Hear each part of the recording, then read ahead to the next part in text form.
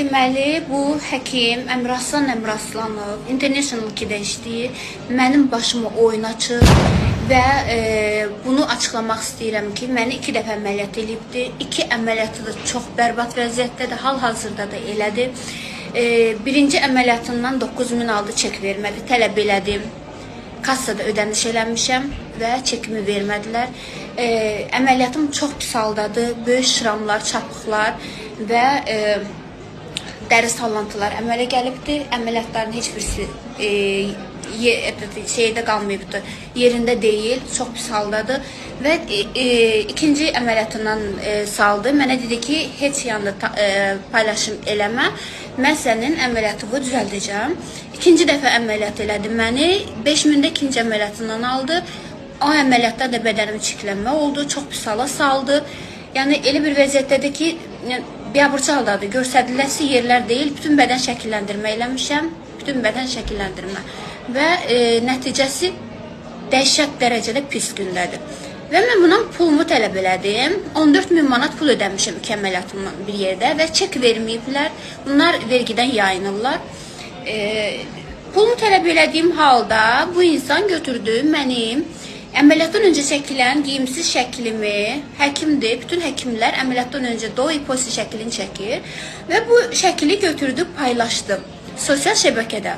Paylaşdı, üzü açıq şəkildə geyimsiz. Hansı xanımı geyimsiz paylaşmaq olar? Yəni, kim icazə verib ki, bu həkimə belə öz başına hərəkətlər eləsin, şantaj eləsin?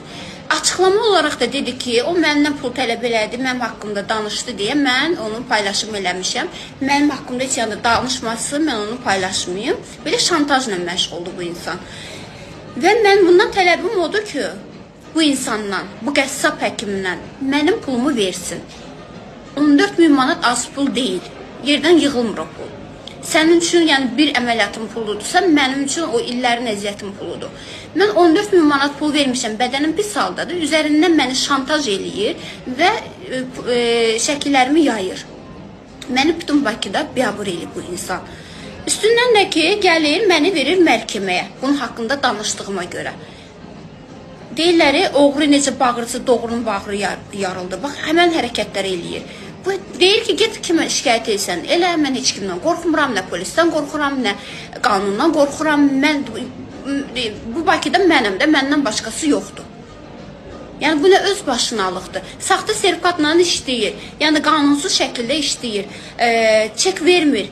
Ödəniş vergidən yayınır, bədəni pis hala salır. Mənim qədər nə qədər xanımlar var ki, mesajlar yazıblar ki, bizi də o vəziyyətə salıbdır. Yəni, bu qədər hərəkətlər eləyir, öz başına da işləyir.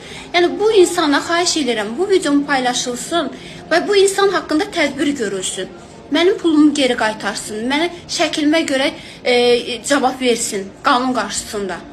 Yəni, bu Azərbaycanda bu qədər özbaşınalıq olar. Mən tələb elədiyim odur ki, haqsızlıq elədiyi yerdə bu dəqiqə at oynadır. Gündə 5 dənə, 10 dənə əməliyyat eləyir. Dünya vecinə deyil.